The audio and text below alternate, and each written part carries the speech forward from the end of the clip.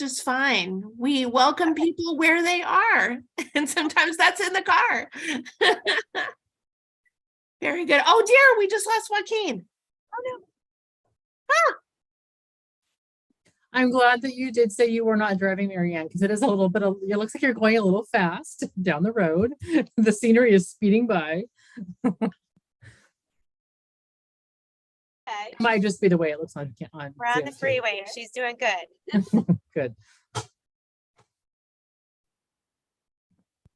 I'm sorry, I logged off. Are we by accident? Are we online? Are we? We are live? online, Okay. so you are good to start. Very good.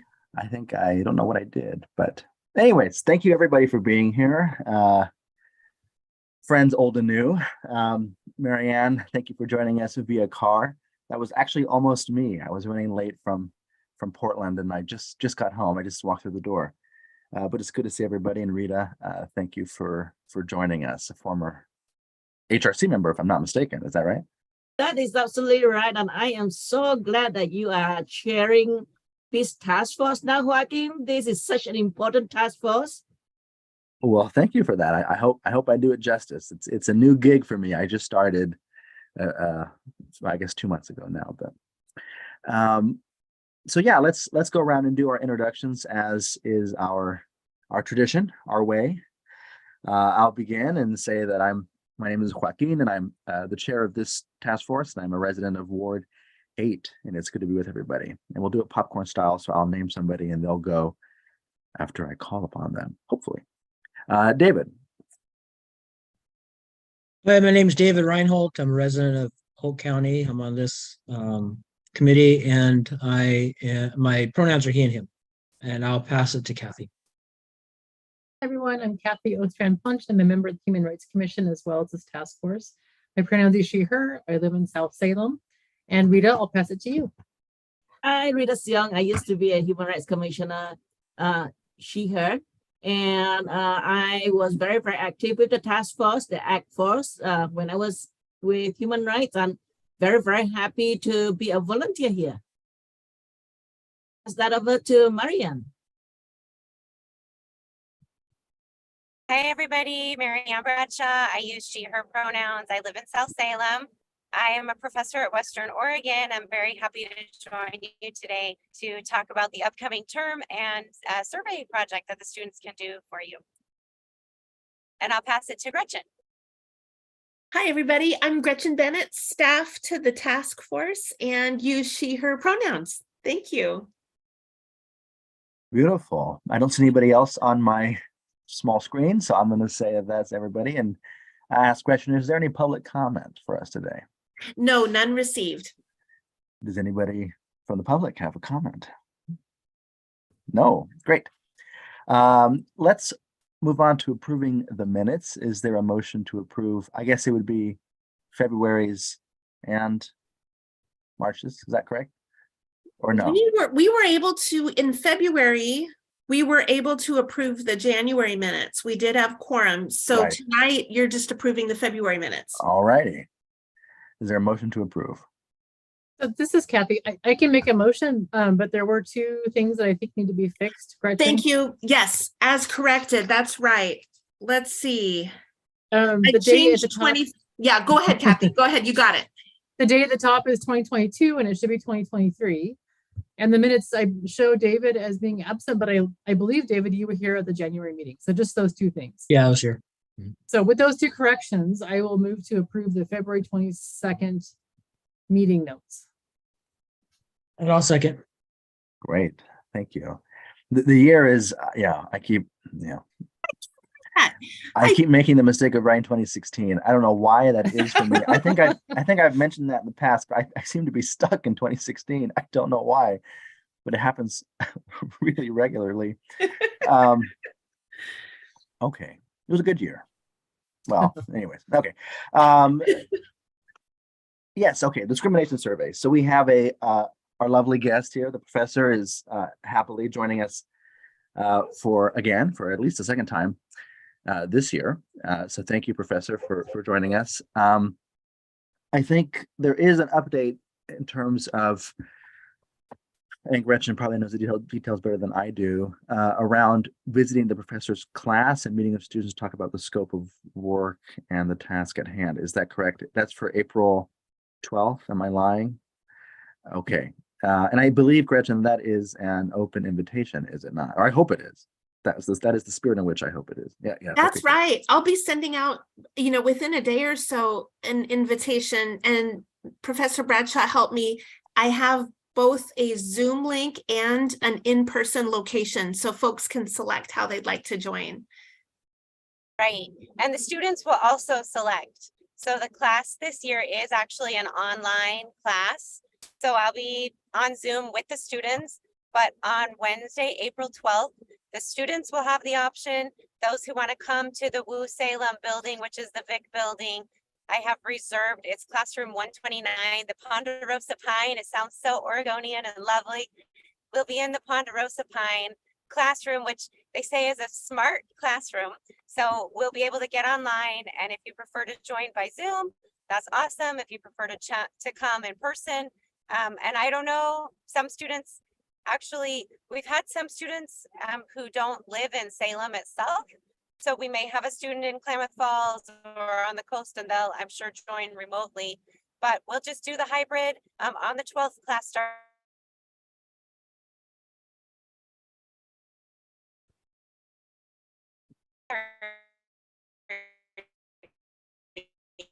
So it's on April 12th, 4/12, at 7:30. Marianne, you're cutting out. Joaquin, I have a question for you. Professor, we heard April Feel 12th, free to 7:30, but I'm afraid you're cutting out for us. Can you hear me? Join in person or on Zoom, whichever works Okay, I think we better for may. you. Oh, Joaquin, Yes, sir. quick question. Isn't April 12th our regular scheduled HRC meeting with the It full group? is. That was going to be my follow-up. Oh, which okay. Is that in the interest of, I don't know if it happened to be a coincidence that it worked out this way, but we're running with it, I think, which is then the interest of kind of opportunity. It's scheduled during our regular meeting. So everyone who wants to come can and give their input. Oh, okay. So the regular meeting will get canceled in lieu of this. That's the I best see. I'm gonna Okay. send out. Yeah, it was Okay. coincidence that it happened that day, but then it's like, okay, so the leadership was like, yeah, let's support this and give everybody a chance to participate in this because it's significant. So Professor Bradshaw, I think you cut out for us a little bit, but can you hear us now? I can hear you. Hopefully you can hear me. Oh, I can hear you. That's good. Excellent. Great. Yes. So delighted to have anyone from the Human Rights Commission who can come that evening in person or on Zoom. And it'll be 4/12 from 7:30 to 8:30. And I would really love it if somebody from this group would be willing to just share a little bit about the Human Rights Commission and the Awareness Task Force to give the students a little bit of context about your work and your organization. Would that be possible? Yes, ma'am. It will be possible. Okay, awesome. Great. We'll look forward to that.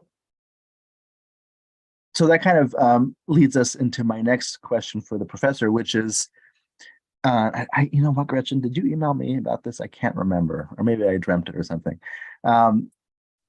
Would you be able to clarify for Professor kind of the timeline moving forward? There's obviously the conversation we're having today. We've had conversations in the past. There's the April 12th meeting, but would you? I know it's confined to your course schedule. Is that right?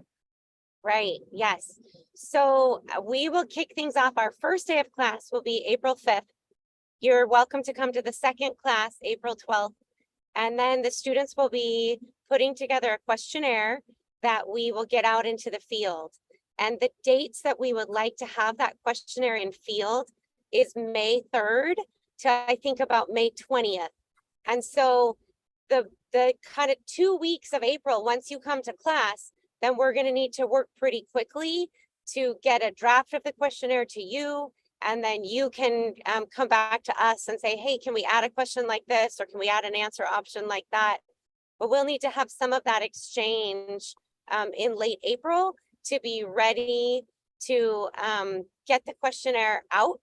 And in the past, you have been very instrumental in partnering with the city of Salem to get it on their website and sent out to people who've signed up for the newsletter. And we've also talked about the importance of connecting with community partners to help get the survey out and that invitation and the opportunity to complete it to people from all walks of life. We talked at the last meeting that we've translated it every year into Spanish, but then I don't think we've done as good of a job with the invitation in Spanish. And so there may be some opportunities for you as a group to help us think about partners that HRC has that could help support getting the word out and inviting people to participate in the survey. So from a timeline standpoint, we meet on the 12th. We need to finalize the questionnaire by end of April, have it in the field May 3rd to May 20th, and then we'll close field. The students will do some analysis. And then the last day of our term, the last day any professor can schedule a final is June 16th. And in lieu of a final, I asked the students to do a presentation. And if we stick with Wednesdays, then that would be June 14th. And if that seems like a good day for the students to present to you or to present to the broader Human Rights Commission, we could pick a day, perhaps just that Wednesday, June 14th for the final presentation. Great. Thank you for clarifying that for us, Professor. And as a just kind of a Sure. point of personal interest, that June meeting was my first official HRC meeting. So it'll be an anniversary of sorts. Oh, happy anniversary coming up. Thank you. I'd like to take a minute to welcome Susan, Commissioner McNaught. I hope you're doing well. Would you mind introducing yourself for the record? My apologies for being late. I'm Susan McNaught. I live in South Salem. My pronouns are she, her. Apology not necessary, Susan. We're happy you're here. Thank you. Great. So with that out of the way, with kind of that context added, I'm hoping to maybe reopen and continue some of the conversations that we've been having. But also, I know we have other business to attend, and I know last time, I unfortunately was not here last month, but the last meeting that I was here, we didn't have time to talk about anything else. So I want to also budget our time a little bit, and it sounds like the professor is either on her way to vacation or coming from vacation and has probably something more enjoyable to be attending to. So maybe let's set the conversation for the half an hour mark, and that gives us about 15 minutes to touch base. And obviously there'll be more conversations regarding this in the weeks and months ahead. But so yeah, anybody would like to have any comment or maybe a reminder of some of the concerns and themes that we've been touching on might be helpful. I'm open to anything. Joaquin, if you don't mind, I might point everyone to the notes from February. There was a few ideas listed there to suggest to offer to Professor Bradshaw for potential content changes in response to her question about kind of what are you thinking about? What do you need? If this group this evening liked those notes or didn't have any edits or changes to those notes, then I'd be happy to make sure she's got those and forward them for consideration. And then ultimately for you to share with the class as well in April. Yeah, that would be wonderful. Would it be productive to maybe, I'm pulling it up right now, talk a little bit about some of those questions and stuff that we had for the professor now, or would you rather it be in written form, Gretchen? Oh, I think whatever's fine. I've got them typed up here, and I wanted to see if I captured correctly the thoughts of the group, if this looked good. And so however you want to do it. you could say, oh, yes, this looks great. And then I could email it to the professor, or you might say, gosh, I think you forgot something, or I don't actually like this question. I don't think we should go there, however you might be. Anybody have any strong opinions about the summary that Gretchen's referring to? I thought it was good. I thought it really captured what we had talked about.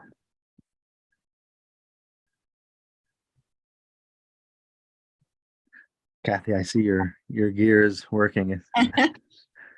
I'm looking at them now, the February notes. And one Yeah. thing that we talked about that I don't know is reflected if you weren't part of that conversation is the idea of maybe steering away from labeling it as a discrimination survey, because we want to get broader input from the community.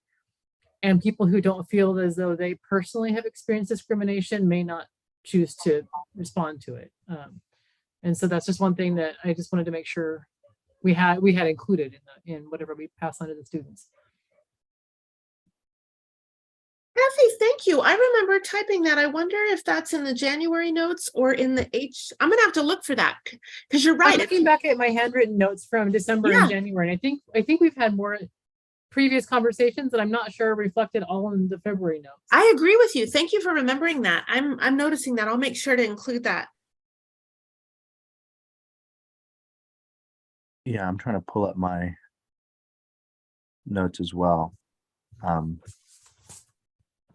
And Gretchen, I don't think I've seen the list you're talking about. I think that will come to me soon or at some point. But Yes. I do know Linnell had mentioned maybe instead of discrimination to talk about livability. Mhm. And there's part of me that really likes that, because I do feel like livability is something we talk about and prioritize and work towards. I just don't know if livability is much broader than what will be in the survey. If we call it a livability survey, do people expect there to be things about housing affordability and being able to find employment, or having sidewalks that are good for walking? Like, I feel like if the survey is narrow, I don't want to give it a really broad title that then people will be like, oh, well, did I do the whole thing? I only answered these things about inclusion or discrimination, and livability in my mind includes so many other things.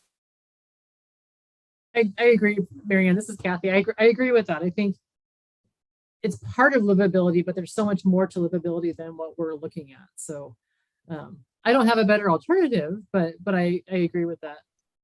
Could we call it something like an inclusion survey? Is that any better? I like inclusion because it frames it in the positive instead of discrimination, which frames it in the negative. Okay. That's a good suggestion, Susan. I kind of want to roll that around in my mind, but I like it. Okay.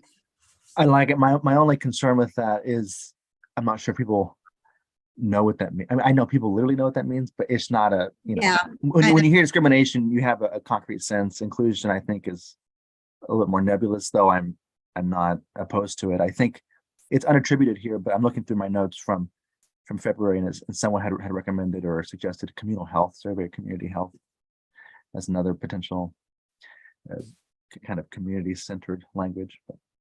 So I have a suggestion here, and it is when you are faced with a difficult problem, see whom you can punt it to. We will be meeting with the students in April. It may be an idea for us to actually find out from the students what they think would be a very, very appropriate title, because all of us in this room, we are very, very close to the subject.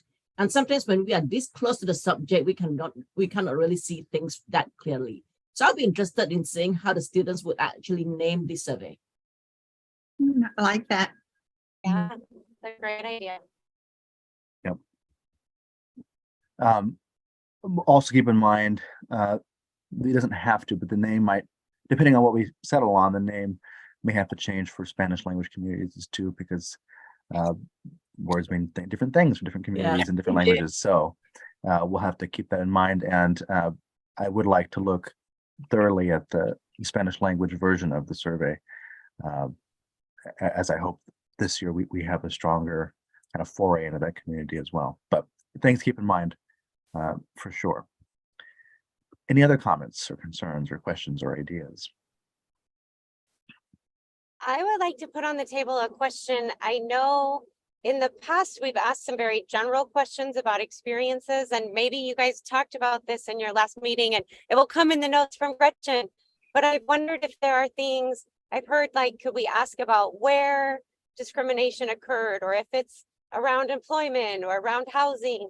And if there are some of those specific questions that would lead to actionable data, I would really like to have those like on our radar screen early, of what types of more specific things would be useful to you.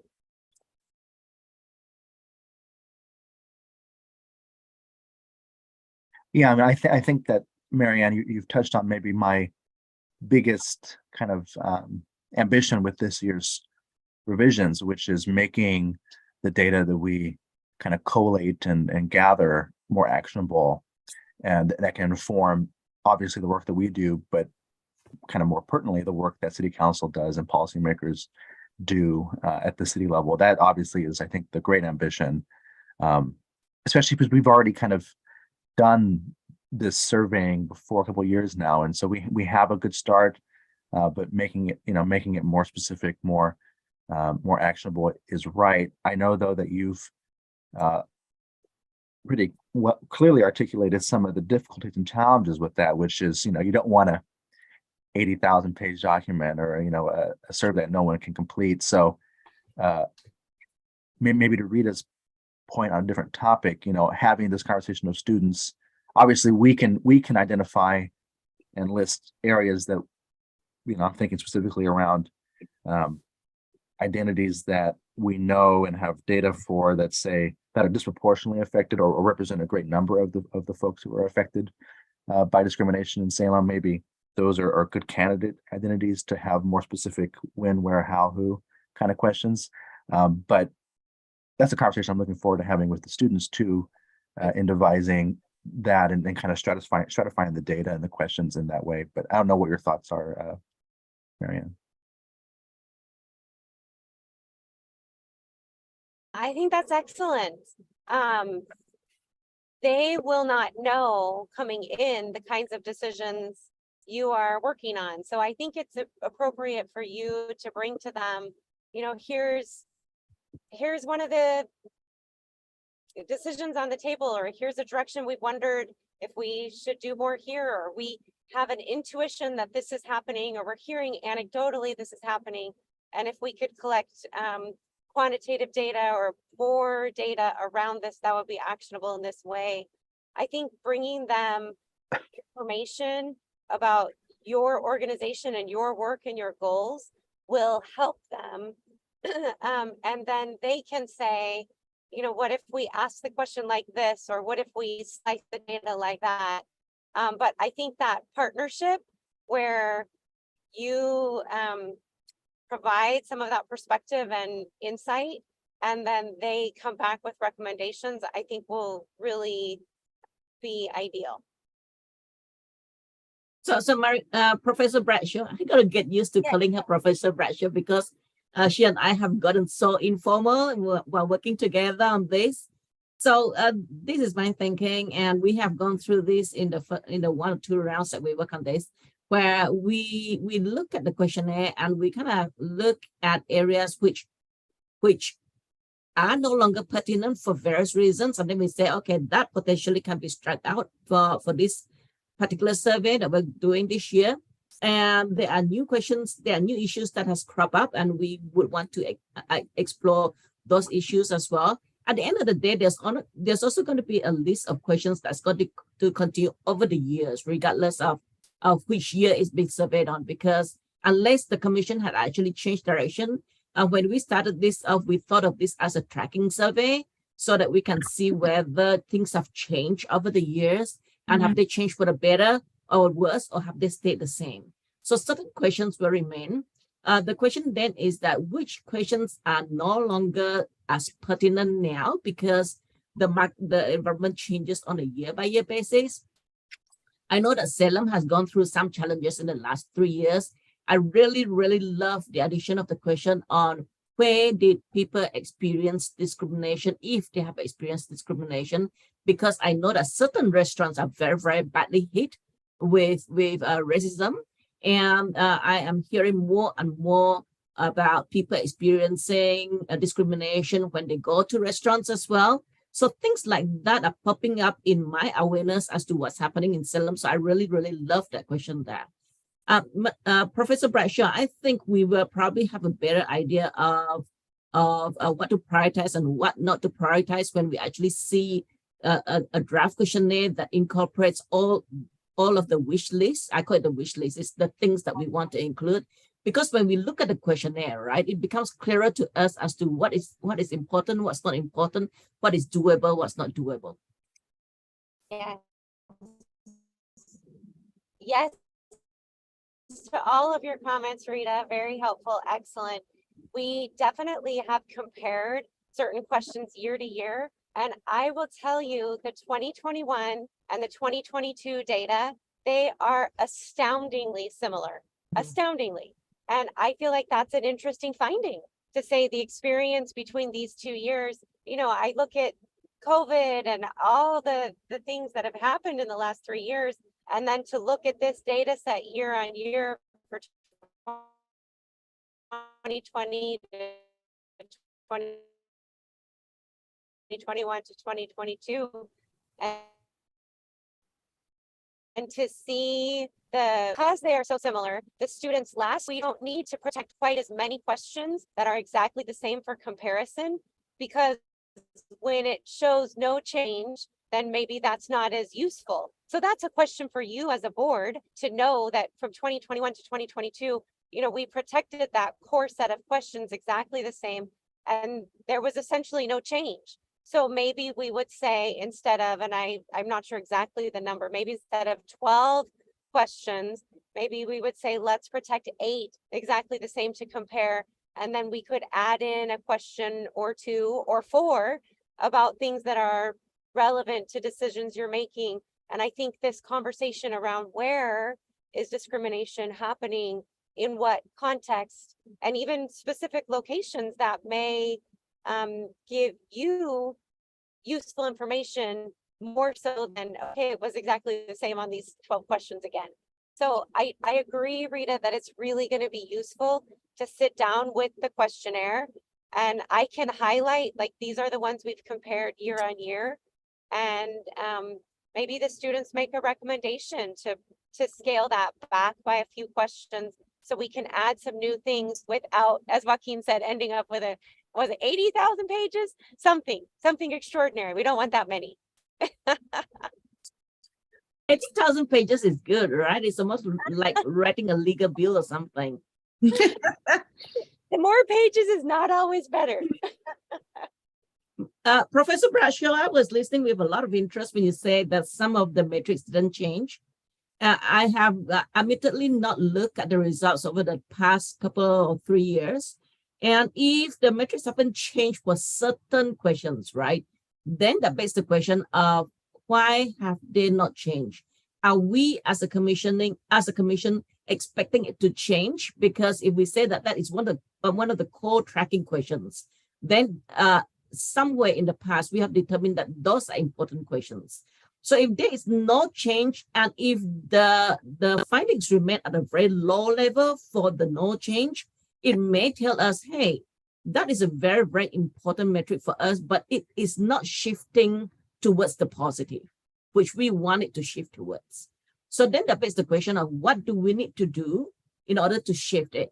So when we see no change, that then brings to point, what are we going to do if it is important for us to influence?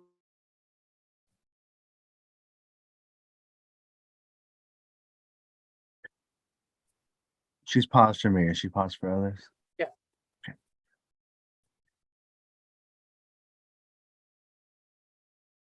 Well, I'll give it a second here.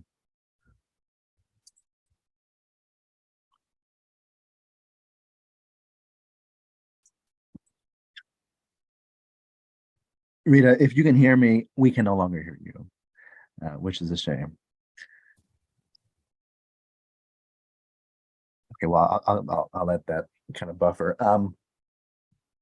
I take Rita and the professor's comments to heart. I think obviously the data not changing could be reflective of trends not changing. It also could be reflective of the sort of people that we're sampling and the size of the community that we are engaging with, which is why I think that on our end and the commission more broadly, community engagement is going to be so important, especially because, and I think I mentioned this a couple of meetings ago, I suspect that a lot of the folks that in some ways bear the harshest brunt of discrimination don't actually live in Salem but do business in Salem. So getting a lot of the communities just outside Salem, I was thinking last meeting or 2 meetings ago, I think I mentioned specifically like the Latino community and the migrant farm working community. Again, don't live in Salem, but do business and conduct their lives in Salem. And so being deliberate and intentional about reaching out to those communities might broaden that scope and give us a better picture of the actual folks that are facing discrimination in Salem, and then might elucidate those trends, or rather might make some of those trends legible in ways that the population and sample size have not in the past, which is also a concern. I totally love that. I'm sorry. I guess I must be talking so much because Zoom kind of kicked me out, but I'm back because I persisted, and I persisted in coming back here. So I'm back here. I love what you are saying, Joaquin, about the outreach part of it, because I know that there have been some issues in relation to the Salem Keizer School Board as well. And race actually plays a lot in those conversations over the past 2-3 years there. So the other thing that is important for us to think about is what are the activities that the Human Rights Commission have taken in the past 2-3 years that may require us to take another look at the questionnaire to determine whether that questionnaire is capturing those activities or not. Because one of the key objectives of setting up this task force was really to say we need to have an awareness campaign. We need to increase our presence out there. We need to be able to do things so that the community knows about us and knows to turn to us if they have experienced certain issues. So in order for us to determine whether we are effective or not, we then say, well, how do we measure that?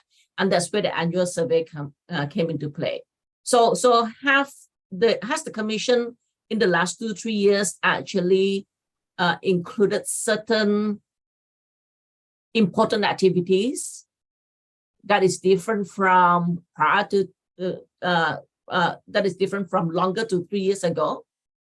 Because if it's the same thing that we've been doing year after year, then maybe that will then say, okay, the core questions that we have identified still are pertinent.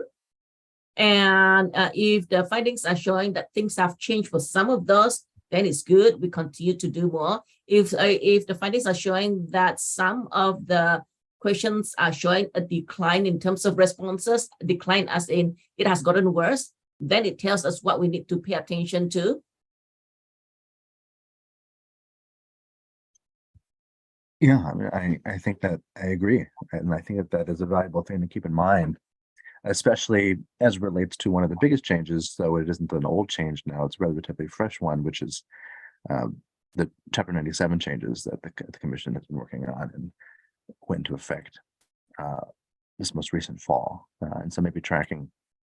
And we know for a fact that in part because of how well they've been, interfaced with, that the unhoused community is suffering a lot of the discrimination we see in Salem.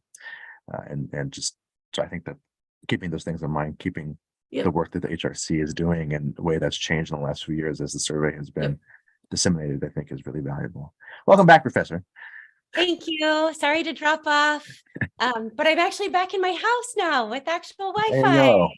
So I can turn my video back on and I can hear you all. I do think I heard most until I fell off there at the end. I wanted to as we were talking a moment ago about aspects of the survey that were so similar in 2021 versus 2022, and some of the questions we have been asking are, have you experienced discrimination in Salem personally? And have you observed or witnessed or heard about someone else? But then we ask how recently, but I feel like it's not surprising that that doesn't change year after year, because if I experienced discrimination in Salem 5 years ago, and you ask me that question in 2021, I'm going to say yes. And then you ask me the same question in 2022, and I can be thinking of the same incident that was several years ago and answer yes again. And so I feel like, when we first did the survey and asked how recently was it, the students expected it to be like a long time ago, like in the last year, 1 to 2 years ago, 3 years ago, 5 years ago. And then as we were talking, almost everyone was saying in the last year. And so we changed the timeline, but I wonder if part of why the responses are the same is because of how we're asking the question. And maybe if we really want to be able to track, and I don't know, are we trying to say, was there less discrimination in 2022 than there was in 2023? I don't know. But if that's helpful, the way we're asking the questions, we're not getting at that. We're measuring experiences without a time limit. So a couple of things there, Professor Bradshaw. In terms of the percentage staying the same, in a way that could be good news depending on what the question is asking, because if there has been no increase in discriminationary experiences, then that's a good thing, right? If there's an increase in that, then we would say, oh gosh, we are in a little bit of pickle here. To your hypothesis that it could be that respondents are thinking about their experiences, and if they have taken part in the survey before, they'll be thinking about the same experience. I'm going to do a little bit of a scope creep, and you're going to be hating me for that. And the scope creep is this. It may be, we may be at a point where we may want to ask a question of have you taken part in this survey in the past? And if so, when, or did you take part in it every year? That way we can actually track whether our survey is reaching the same group of people, or whether we are getting new people taking part in it. So that's a little bit of a scope creep. It is not a necessary part to be included in there. I'm just throwing it out there for consideration. Yeah, I think it's a great consideration. In fact, last year, one of the questions we ask every year is about awareness. And then we ask people how they became aware of HRC. And the students last year recommended to add an option that they became aware of the HRC through this survey in a past year, because we are making a big effort to get out and invite people to do the survey. And of course, one of the objectives of doing the survey is to measure awareness, but one of the side effects may actually be building awareness. And so, we may say, we just want to ask a separate question, like, have you done the discrimination survey? I guess if we change the name to inclusion survey, then maybe everyone will be like, oh, well, I did it when it was the discrimination survey. I don't know. But I think it would be an important consideration to weigh if we include it, as part of building awareness, or just to understand, like, if we're hitting the same people every year, I think that's important for us to know. Absolutely. And just out of curiosity, can you remind me how many questions are on the survey? Do you remember off the top of your head? I think it's just right about 20. Okay. I like a questionnaire that's 20 or less. And I think sometimes we end up being 1 or 2 over. Absolutely. Go ahead, Dave. Joaquin, I have a question about the survey. I don't have it in front of me, so I don't remember it. But let's say the survey stays the same, or maybe the survey changes. Does it give enough information to us if the city council came to us and say, look, the survey stayed the same over years, we can't figure out why things aren't getting better? Or all of a sudden this survey came back and it's worse. does it give us enough information? The city council came to our group and said, or HRC and said, what can we do differently? I don't know if that survey does. Does it give us the tools to make recommendations to city council? So here's a David, you have brought up a very, very pertinent point. And that is, one, does it give us information? And two, what do we do with the findings? I am going to do a volunteer here in terms of, if you would like to, I'll be more than happy to take a look at the survey responses over the past few years and see whether I can see anything there that will pop out and lead me to think, okay, maybe these are some of the things that the Human Rights Commission might want to pay attention to or do something about. Because starting the Act Force, that was actually one of the objectives. We want to do something with the survey findings and not just let it be a survey itself. And I love doing the strategy part of it, which is looking at what we understand and then saying, what can we, what will we, what do we need to do about these findings? Yes. So if you want me to, I can actually take a look at the findings and kind of put together a strategy document. Yes. Rita, I would love to provide whatever materials would support you in that effort. And one of the things that I was thinking about, Professor Bradshaw, when you're talking about when there's no change, I wonder if we have cross-tabbed the findings against certain demographics, whether we would have seen a change, where if you look at it in aggregate, it might not have been sensitive enough to capture change. But if we break it down to, say, by gender, we might see a change, we might not, I do not know. Yeah, so we definitely did a whole series of crosstabs. In aggregate, the data is very similar year to year. And when you look at the crosstabs, the groups that like are higher than average or lower than average are consistent, but how much difference is not exactly the same. So there definitely are some opportunities for us to dig further into that data and see, you know, if we look at gender and say there's a trend here, that, you know, in aggregate, it looks the same, but I do think that there are some opportunities, and the report, the analytical team last year was fantastic. So it might be a great starting place, Rita, is if I just send you that report and then you can come back and say, well, can we do a crosstab like this? And what about like that? And you and I can be data nerds and have a great time. And I'm happy to help just share whatever there is so we can make this year more actionable. I think it's great. I'm more than happy to do that. At the end of the day, I'm going to defer to this group of commissioners to determine whether you are okay with that or not, because I don't want to push myself into things. Well, Gretchen would know I push myself into things anyway. Yeah, so I think before we address that, David, to your question, I think part of the changes, revisions we want to make to the survey is to make it more actionable, because I think that the big conclusion has been that it isn't in the way we want it to be. You know, for example, a lot of women reported having experiencing gender-based discrimination in Salem. Okay, well that's good to know, but where and in what ways? You know, is it in the workplace? Is it at home? Is it on the streets of Salem? Is it? And so that's kind of the ambition there. And then I think maybe just as a general comment, we can really run a wave of conversations around surveys and data design and stuff, but we need to be really, as a former biologist, we have to be very serious and scrupulous with the things that we can conclude about things. So, you know, are people really, you know, experiencing the same levels of discrimination in Salem year to year to year to year?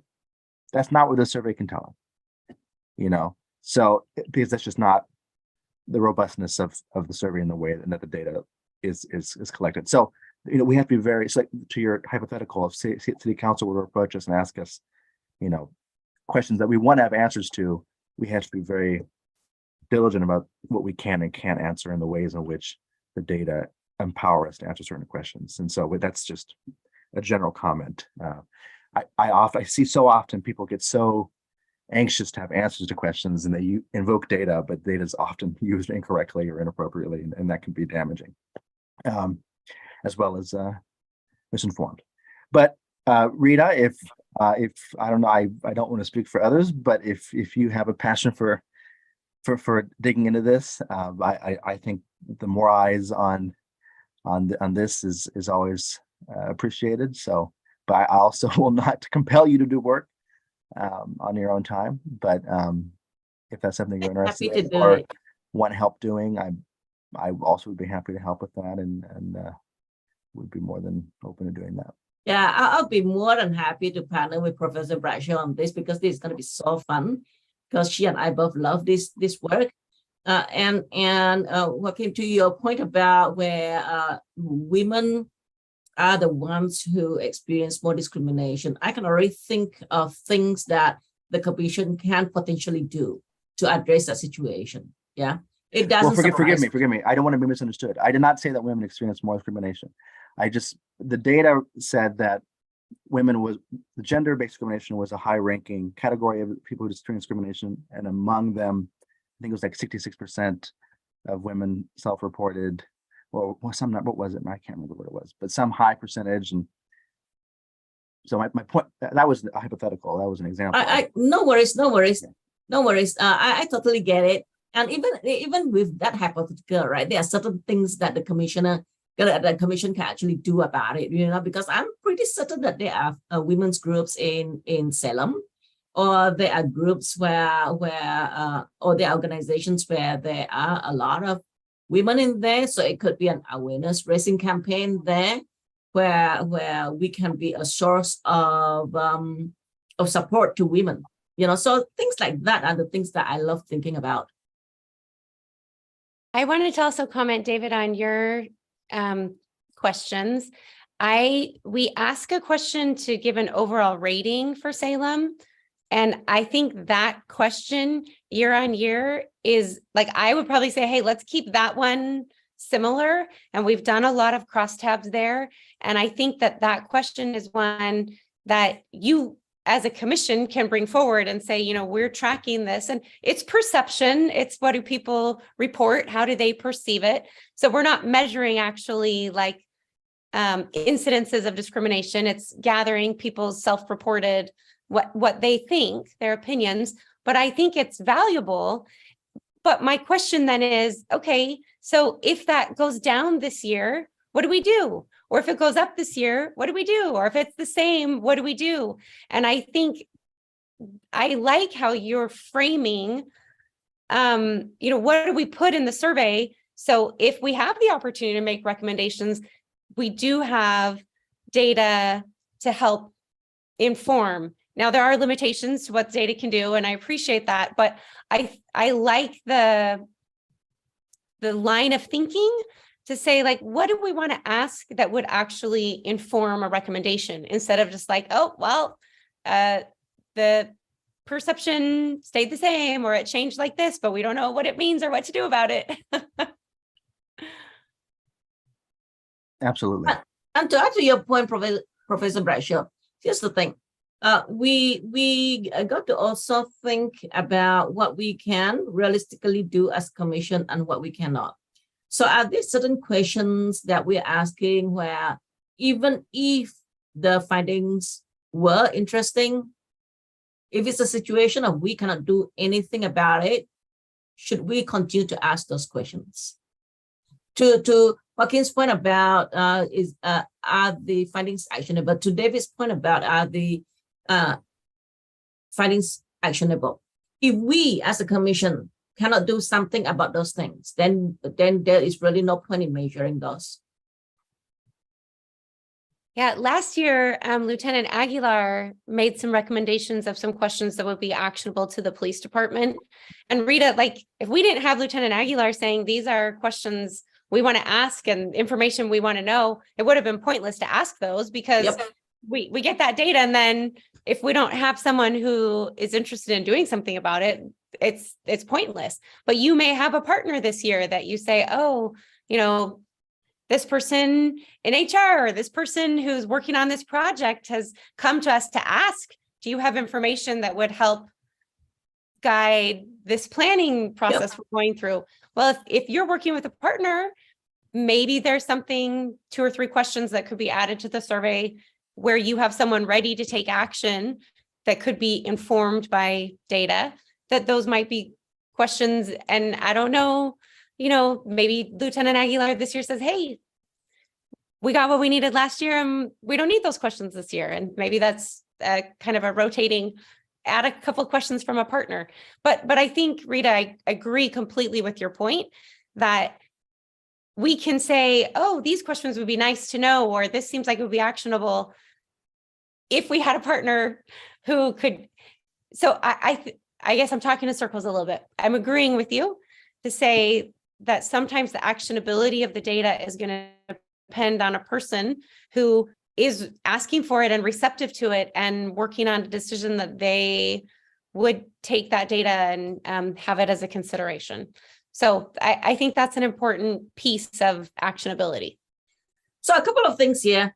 I do not know the makeup of the commissioners currently. If there are commissioners who are marketing folks, they probably would love this kind of thing because they would look at that and say, oh, okay, I can do things with these findings here, here, here, and here. Yeah. So the second thing is, I'm looking at Gretchen now. In the past, every year, the commission would actually hold kind of a little bit of a retreat to talk about what the commission plans to do for the next year or even subsequent years. So we got to then say, if that is still happening, is the survey instrument kind of aligning to the intent of the commission for the next year or for this year? Thank you, Rita. That's a great question. The commission did a month or 2 ago just kind of put together a short list of what was important to them. And you're right. I don't think I connected that dot. I'll pull that up. Maybe some of you have been thinking about that in relation to this and see what alignments there might be on that list as well. I think that's good. That's great. I'd love to see that list too, if it's something you can share, Gretchen. Yeah, of course. Yeah. Wonderful. I don't mean to end this conversation, but with the promise of future conversations to come on this topic, I think we should move on. But thank you, Professor, very, very much for joining us. I hope to, I know I'll see you again soon. And if anybody has any final comments or thoughts, please feel free, but I would like to, we have other other agenda items and I don't want to hold people any farther more than I need to, but I just want to make sure that I've gotten my role here correctly. There's a to-do here, right, for me, and that is to work with Professor Bradshaw on further analyzing the findings and possibly coming back with recommendations on the things that the commission could do based on those findings. yes, Rita, if that's something you'd like to do, and I would love to be a part of that conversation as well. When you have it. So whenever you Fabulous. guys are meeting, let me know and I would love to be there. But Fabulous. thank you. Anybody else?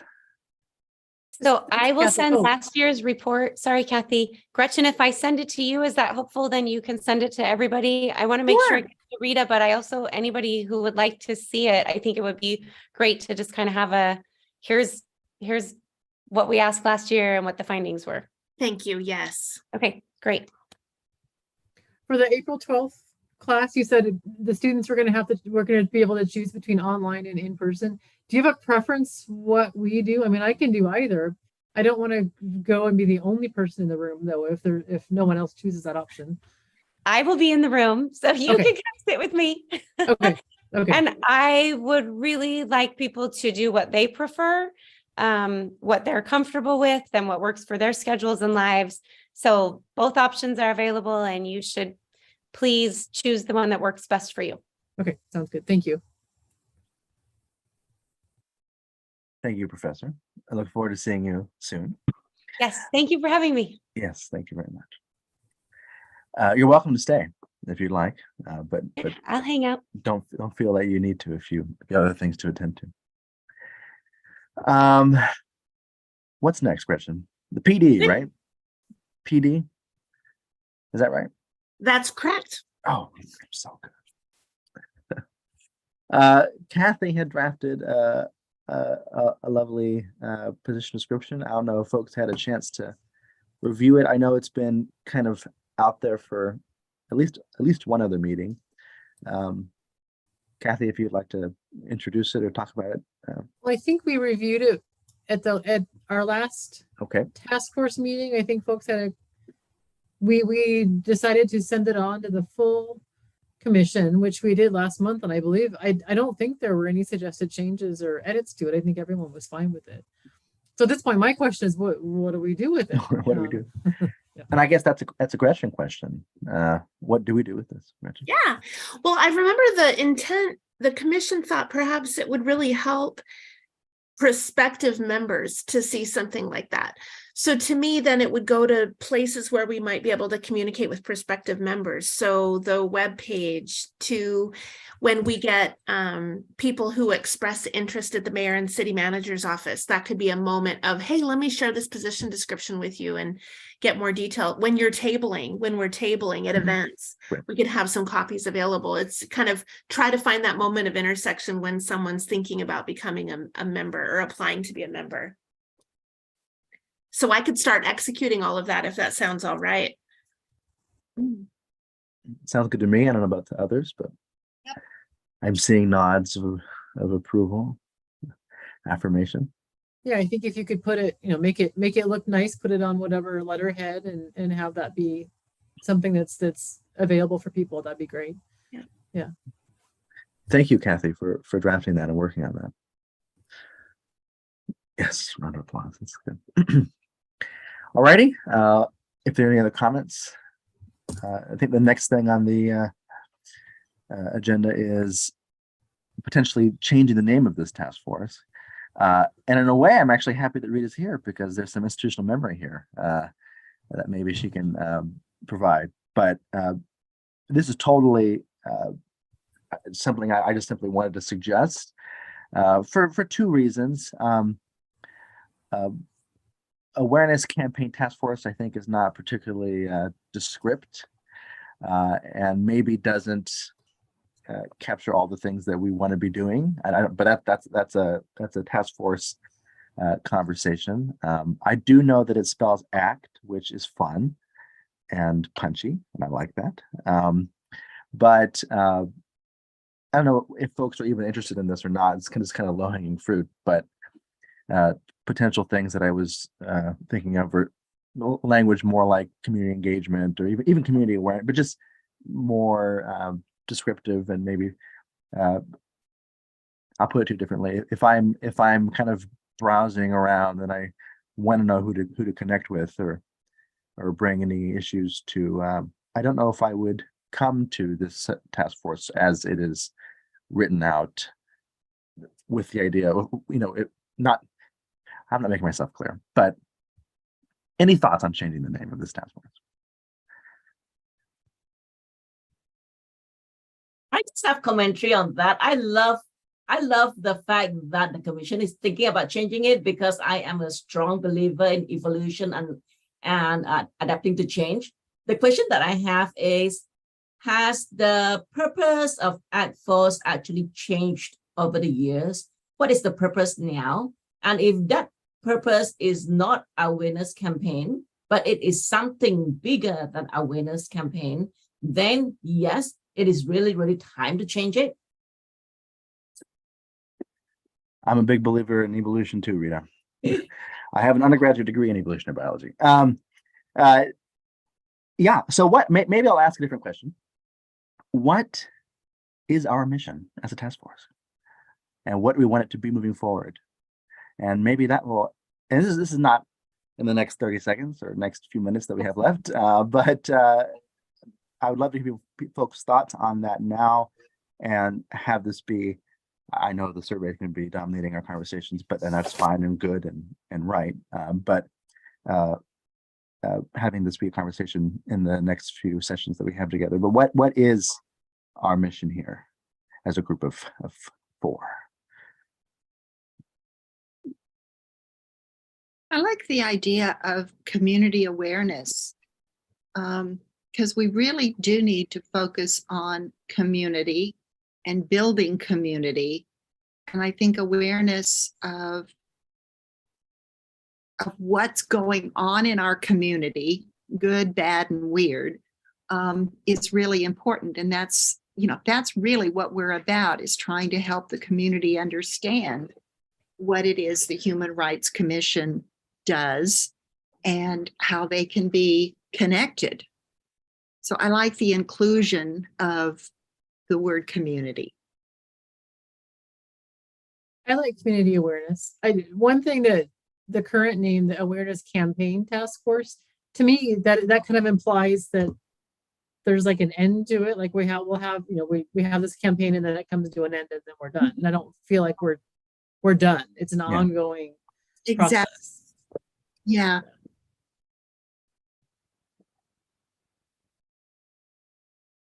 I hadn't even thought of that, Kathy. And that really resonates with me. That's a strong point. Is the focus still on awareness for this group? That's that's how I've been looking at it. I mean, I think awareness can be kind of a finicky word, but I think captures the spirit of engagement, conciliation, awareness. Those are the at least my guiding principles of what we're doing here. Because I'm almost getting a sense that this group has evolved into more of a PR focus, as in what do we do about public relations that will, one, generate awareness, two, generate interest in the commission, three, actually generate some action from the part of the community so that they get involved with the commission. Well, there's another part of it. We want people in the community to be aware that the commission exists, so that if they themselves experience discrimination or have some sort of, issue out there, that they know that we're here as a resource. I think that's part of it too. Yeah. Yep. And that's the action part of it that I'm talking about. They know about us, because if they don't know about us, if they experience any discrimination, they wouldn't know to turn to us. Right. Yeah, I don't know. I don't know if the PR language resonates with me, but I understand what you're saying, and I agree with some of those points. I think my ambition for this group, and it's difficult but we meet monthly, and we're limited in that way. But I think every commissioner has responsibility to be kind of stewards and engaged in their own communities, and they bring perspectives and relations to the conversation. But I view our group as people whose focus is that. So if you want to call that PR, that's fine. I think that when we're in a fully realized world, we are some of the, not the only folks, because I think, again, this is everyone's responsibility on the commission, but we are the first in line to be doing tabling events or reaching out to community leaders and finding a way to articulate the spirit of the commission and making ourselves known in the community. Obviously, one of our big charges is this survey, which is one of the biggest things the commission does annually. And so I don't know if that falls into the PR, but it's certainly engagement and community.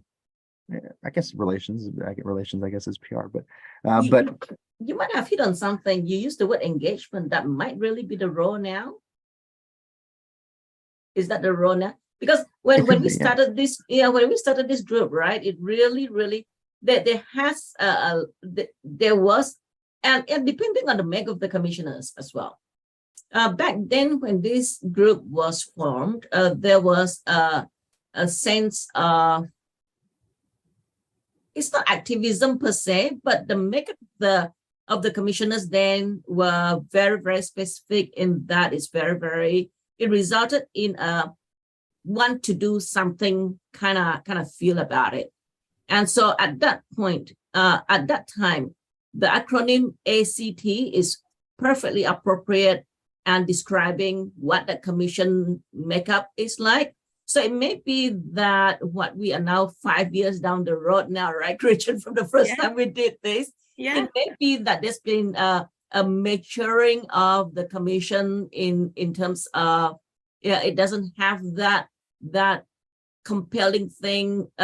Okay, raising awareness is not the only compelling thing, but the more compelling thing is, to David's point of, what are we going to do about the findings, which is more of an engagement thing, which is more of a relationship thing.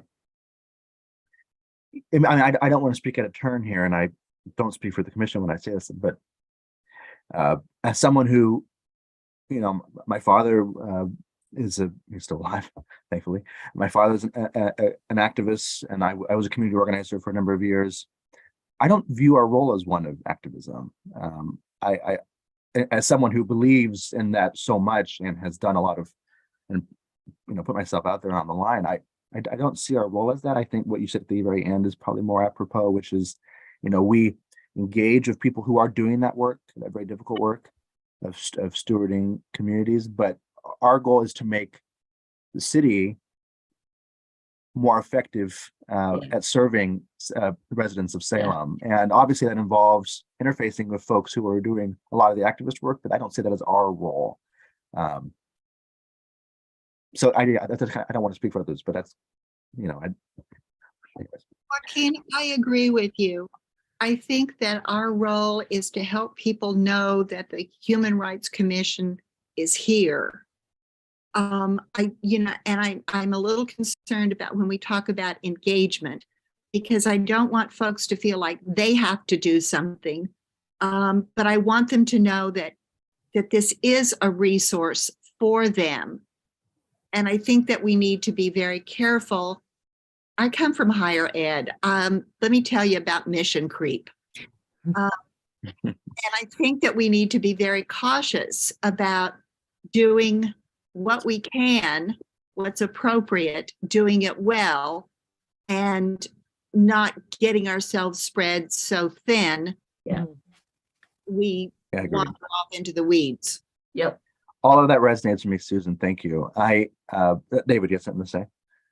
Oh, I was going to say, one of the things I think we evolved into is we've become the communication piece of HRC. Because if you think about the newsletter that goes out, that's from us. Different things from HRC that goes out to people, it goes through our committee. Yeah. Okay. That's true. I don't Yeah. mean to cut off a productive conversation, but and of course we will keep talking about this. But I think these are really strong things to start out with and having in mind, and I appreciate that conversation. I think that really put language onto some of the things that I had questions about. Kathy, I saw you. Do you have something to say? I don't want to cut you off. Yeah. Okay. I'm good. It's also 8:09. I don't want to keep people past their due, but we really should have like an hour and a half meeting, Gretchen. I think we've gone over every meeting. Maybe it's me chairing things, but we have gone over every meeting, and that's probably my fault. Loving it. I'll just say, I think it's a good thing. I mean, we're having good conversation. We're is a good thing. it's productive. Communicate. Yes, And it's absolutely up to you all. You tell me what, Joaquin, when I send you the next agenda, we can confirm, like, it's up to you all how long the meetings are. maybe so that I don't feel pressure, we'll change it to 45 or an hour 15 or something like that, so I don't feel like I'm running against the clock. Okay, just to get to the final things here, the monthly column. So I'll tell you where this is not really the monthly column, but it has for some reason kind of taken the place of the monthly column conversation. The column that I wrote, did I already tell you this? The column that I wrote for the Oregonian was not picked up by the Oregonian, and Statesman didn't pick it up, which surprised me. I'll leave that there. I don't want to disparage the Statesman, but I got a little desperate, and I pitched it to the Seattle Times, and they said no, very nicely. So I've kind of given up with that. That was my last little effort. I even changed the language. I said Pacific Northwest. Anyways, for the Seattle Times, but I don't know, Gretchen, if maybe we should just abandon that one and look forward. That might be the most productive thing. because I know there are other topics, although the Chapter 97 change, I think, is high up there. Yeah. Again, I wrote that just for the sake of expediency, but I would honestly rather prefer it come from the HRC as a explanation and communication. So maybe something we can do is send folks the thing I wrote up and remove some of the. I took liberties. I made an argument about stuff, but if we remove all of those things and kind of bring it to the bare bones, send it to folks, and maybe they can review it, and that can serve as some kind of communication of one kind or another. But up to folks if they have topics that they'd like to draft, or if they'd like me to draft something else on another topic, or whatever works. But I think we've got kind of an outline of a plan that we haven't really. We've got it, it's down, but I don't think we've really talked about what getting it up and going and what that would look like, and I have and with the discrimination survey being, our most imminent thing that we need to get done, we're not necessarily going to have time to spend on it. Yeah. The next couple months at least. Yeah. I mean, can I just ask a question just to ask it? I mean, is this something that maybe we should just postpone till after the discrimination survey is done? I mean, in a way, had it gotten started, there would have been a mechanism, and it would have just been able to happen, even with the added workload of the survey. But that's not where we are. So, is this something we should just kind of put a pin on and table, or what are folks' appetites here? I think we need to focus on the survey right now. Okay. Well, David, I don't know what it is that you wrote. And one of the things that we might think about is, we know that there's going to be an invitation that's going to be sent out as part of the survey. Depending on what it is that you wrote, it may be appropriate to include some of that in the invitation, because the invitation socializes the survey, and it may socialize the content of your writing. Yeah, thank you, Rita. So I'll take that as an opportunity to maybe elucidate what we're talking about here. I'm sorry I didn't do that. No worries, no worries. So essentially, the idea is that from our task force, but in the name of the HRC, that there'll be a monthly column of some kind that elaborates on some issue or some idea, raises awareness about the HRC and their efforts, or issues of community concern, be it as was in the example that I just gave of the article I pitched, to do with Chapter 97 changes, whether it's discrimination survey, whether it's any host of issues really that are relevant, that be published somewhere like the Statesman or the Salem Reporter. And the idea is probably actually somewhere that's not City of Salem website or the HRC, so that it's reaching the public and is in print, and people can have the opportunity to engage with the work that we do in a different way, or in a way that might be more accessible for folks. That's the spirit of that. And it's kind of an undertaking, but it hasn't happened yet, but it's come a long ways. But I think that talking about having a notice or some kind of description around the discrimination survey coming in what are we in now? March, April, might be a good idea. In 2016. I shouldn't have shared that. Not going to follow me. Don't say 2016. It's already on my mind enough. I'm going to say it tomorrow in some meeting or something. So I think actually that, Rita, your point about having the survey be a topic of something, if it's something you want to do and put the energy into doing, again, I'm happy to draft something to just totally alleviate energy on other folks' part for April or for May, because that's maybe May, because that's when people are going to be filling out the survey. But that might be worth our time. But I guess actually my question for you, Gretchen, so that I can stop talking, is I know obviously I had submitted the article that I had written as myself and not the HRC. That was a conversation that you and I had. But to not have it rejected, is there a publication? I know you maybe, I can't remember if you reached out to them or simply compiled a list of potential outlets. Is that something that we've explored more rigorously? Whew, English is not my first language, and it shows sometimes. Rigorously. I feel you. Well, yeah, but it's just sometimes I I'm just like that go. as well. Yeah, sometimes I go and it's just I'm speaking. Anyways, what was I Joaquin, saying? may I interject? Please, Would that Kathy, spare me. What I recall is Yeah. that we were going to have Gretchen maybe reach out, but that we needed to have more of like some examples of That's here's right. what the Human Rights Commission would like to do, and here's an example or two of what that would look like, That's right. so that they would be able to. I don't know, Gretchen, is that maybe I'm remembering something different too? No, you're absolutely right. I think the initial feedback was, maybe could we see a few examples, kind of a thing, like what would that look like? And I just got the concept in theory from communications folks and informally, not in any kind of formal way, but just like, hey, if we wanted to float this idea, how feasible would it be? And it's like, oh, that's interesting. I think it would help to take a look at some examples. So if we had some examples, then I think we could think about it and see if and how it I'm would sorry, fit in our Gretchen. rotation. You had reached out to an outlet already, or no?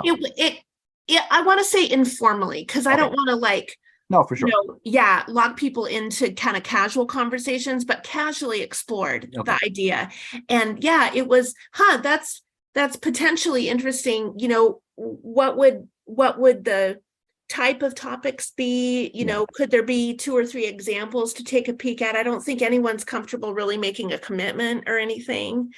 But so that would be a next step, is like maybe over the next couple of months is maybe draft 1 or 2 more to go with the one you've written. And then we could offer it as example.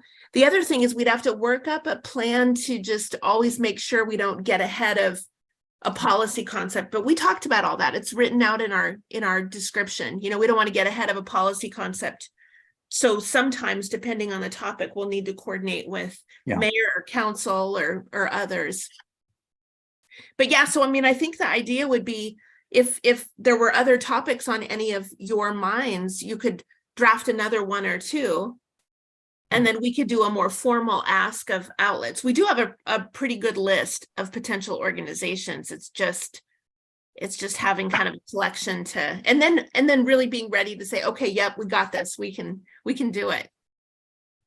Rachel, this is giving me a sense of deja vu, because a few years ago, this group was very vocal about a regular release of publications or writing of some sort. And I think this group went through identifying where are the venues that they can actually socialize this, including social media. Do not know whether we still have a Facebook site or some form of social media. There was also conversation about engaging with community groups where maybe we can actually piggyback on their newsletter because they already have a vehicle going. And so if that community group may find our article relevant, then there is a hook for them. There is a interest there because it's relevant. That's right. For example, even it was an agency that served quite a few people, enjoyed printing some things in their publication that went out to their employees and volunteers, for example. Yeah, I remember that. Yeah. And we also spoke about neighborhood groups as well. Yeah. Yeah, we have 17 neighborhood associations and can always share information with all of those neighbors. That's a great outlet as well. There's also the Salem Reporter. I don't know whether they still exist or not, but, They do. but They do. I do know that in the past recent like 2 years, they actually spoke about the survey that the commissioners did. The Reporter is great. It's not a very old publication, but it's done a lot of great. It's done a lot of interesting things in the local Salem journalistic space that I think is, Yep. I'm a member, I'm a subscriber to the Salem Reporter. And Wonderful. read it daily. You may find that when a publication picks up something, right? Other publications may be interested as well. Sure. Totally. And the Salem Reporter, I think, is a strong candidate for the type of thing that we're talking about here too. But to your point, Rita, I think it's a little bit different. We're talking about here in terms of like a monthly column, but our communications, getting them into the hands of the most people and in front of the most people, I think is obviously an ongoing conversation, something we need to be, and goes in tandem with everything else that we're doing when it comes to the relationships we're building with the discrimination survey and the like. I think I especially like the neighborhood association idea. I think that's a strong one. Okay, so in terms of, and also just to respect time, in terms of things to do, would folks feel comfortable with maybe me drafting an announcement or some kind of article about the discrimination survey and maybe one other topic, and just having that done and out there and talking and maybe formalizing those conversations, Gretchen, with some of our media partners and seeing what happens there, because obviously at the end of the day, it's out of our hands too, whether they run with it or not. But does that sound okay to folks? Yes. And then sharing that with this group and the larger HRC here in a few weeks, or certainly by next meeting time, maybe as a good timeline. Yeah.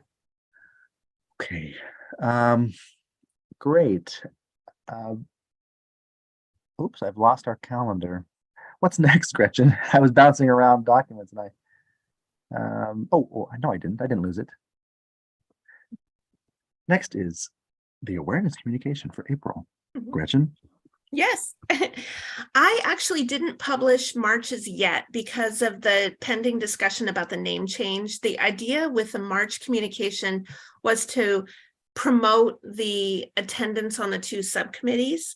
I do now have LGBTQ's task force built a little text and a graphic. And so I was going to ask you all tonight, pending the outcome of this, if you'd like, in March, I could share LGBTQ's graphic and text and have that be the March communication. And then we could choose something for April. I wasn't sure if we would conclude the name change conversation tonight. I was going to say, well, maybe we can share about this task force in April, but now I would make a different recommendation. Joaquin, maybe we'd share what you're going to be writing related to the discrimination survey. You could, or we come up with something different in April, and in May, when the survey goes live, share about the discrimination survey in May. I think that sounds good. A little bit. I think that last option sounds good. Yeah. So I think we need an April idea, because I could do LGBTQ in May. March. LGBTQ in March. We have a blank in April. May would be discrim survey. And then once you conclude your name conversation, we could do a piece about promoting your group, or I can just use the current name and promote your group. It's promote this group, however you want to look at it. Personally, I think that the LGBTQIA task force, they need members, right? Are they still a task force of? They've got 3, yeah. Yeah. So I mean, to me, that's more of a let's get it out there sooner to get some more involvement in that task force. And I'm totally comfortable letting them be the only people, although not too much spotlight. I don't like to hear that they have a graphic and we don't have a graphic. But we'll talk about that. But that sounds great, Gretchen. Thank you. Okay. And in terms of the naming thing, maybe in the interest of having a concrete name by May, maybe if we can get somewhere by our April meeting. In addition, I know it's one more thing other than the discrimination survey, but maybe arriving somewhere for next time on the name would be great. Just also to have that done. So have that percolating in your mind. Okay, apps, anything else? Member remarks or announcement, members? I will say something. So in the course of this meeting, I looked at my calendar. Our next meeting would be on April 26th, and I am not able to attend. So if I have thoughts, I can email those, and I'll email Gretchen a reminder, but because I was looking ahead to see that's probably when the survey will have to be finalized. if the students are putting it together in April. But That's true. Yeah. Well, shoot. Our backbone of our not going to be here. That's okay. I hope whatever had You you all otherwise occupied is enjoyable. And we will miss you very much, but look forward to seeing you again in May, Kathy. you all do absolutely fine without me. Anything else from Susan or David? Mhm. Okay. Well, thank you for your patience and flexibility, staying almost a half an hour longer. I know my dinner is probably getting cold. Yes, Kathy, I saw the breath. Well, no, I'm just, Gretchen, does the other task force still meet at 6 o'clock right before we do? They do. Okay. That was part of the reason why we couldn't start until 7. I just was thinking if they have switched nights, we might have the option of meeting earlier, but never mind. However, we now have completely different membership. And so if anyone wants to discuss exploring a different day and time, that's also a choice.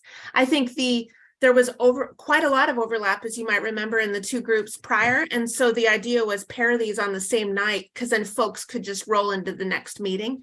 But now that that's different, you all could consider, do you want a morning, a lunch, a different night, a different day? That's all an option if that's something that you'd like. Morning and lunch probably would not be ideal, but I'm open to another day. This works fine for me. So, This works. yeah. It works fine for me. I was thinking there might be an option to start at like 6:30 or something, but Yeah. but that is not the case. So I could check with LGBTQ and see if they want to start at 5:30. They could roll 5:30 to 6:30, and then you all could roll 6:30 to, let's see, 7:45 to catch that extra 15. I don't necessarily want to mess with their schedule, but Okay. Yeah. Okay. Well, thank you all very, very much.